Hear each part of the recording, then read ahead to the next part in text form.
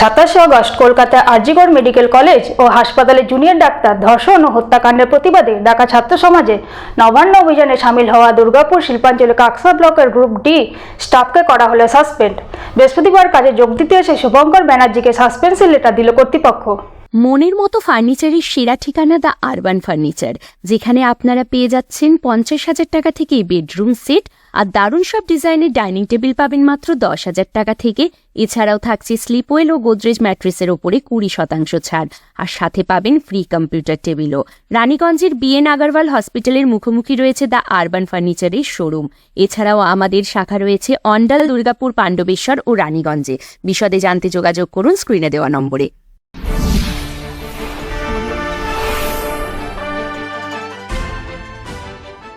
নবান্ন অভিযানে গিয়ে পুলিশের উপর হামলার অভিযোগে হাওড়া পুলিশ কমিশনারেটের হাতে গ্রেপ্তার হয়েছিলেন কাঁকসা ব্লক অফিসের কর্মী শুভঙ্কর বন্দ্যোপাধ্যায়। সেই ঘটনার প্রেক্ষিতে এবার তাকে সাসপেন্ড করল পশ্চিম বর্ধমান জেলা প্রশাসন। বৃহস্পতিবার সাসপেন্ডের চিঠি দেওয়া হয় তাকে। কাঁকসা ব্লক কার্যালয়ে নির্বাচনী সেলের কর্মী শুভঙ্কর বন্দ্যোপাধ্যায়। সম্প্রতি আরজিকর কাণ্ড নিয়ে সরব হন তিনি। গত 27 আগস্ট ছাত্র সমাজের ডাকে নবান্ন অভিযানে যোগ দেন শুভঙ্কর।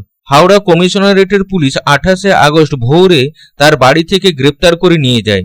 শুভঙ্করের বিরুদ্ধে পুলিশকে মারধরের মতো নানা গুরুতর ধারায় মামলা করা হয়। সেই মামলা কয়েকদিন জেলে থাকার পর 2রা সেপ্টেম্বর তিনি জামিনে ছাড়া পান। 3রা সেপ্টেম্বর কাজে যোগ দেন।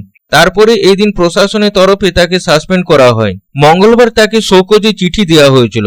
বুধবার আর একটি শোকজে চিঠি দেওয়া হয়। এখনো সেই দুটি চিঠির উত্তর দেওয়ার সময় আছে। তার মধ্যে সাসপেন্ড করা হলো তার কথায়। এই ঘটনা নিয়ে শুরু হয়েছে রাজনৈতিক চর্চাও। উল্লেখ্য, গত 27 আগস্ট ছাত্র সমাজের ব্যানারে নবান্ন অভিযানে ডাক দেওয়া হয়। অভিযানকে বাইরের থেকে সমর্থন করেছিল সংগ্রামী যৌথ মঞ্চ।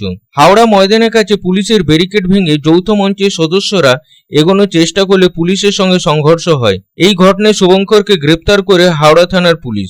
হাওড়া আদালত তাকে পুলিশ হেফাজতের নির্দেশও দিয়েছিলেন। গ্রেপ্তারের পরে শুভঙ্কর অনশন শুরু করেছিলেন।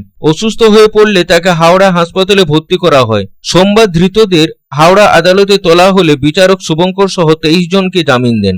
সোমবার জামিনে মুক্তির পর মঙ্গলবার বিডিও অফিসে যোগদান করেন তিনি, কিন্তু বৃহস্পতিবার কাজে যোগ দিতে এলে তাকে সাসপেন্ড করার চিঠি দেওয়া হয়। Bureau report, public Times.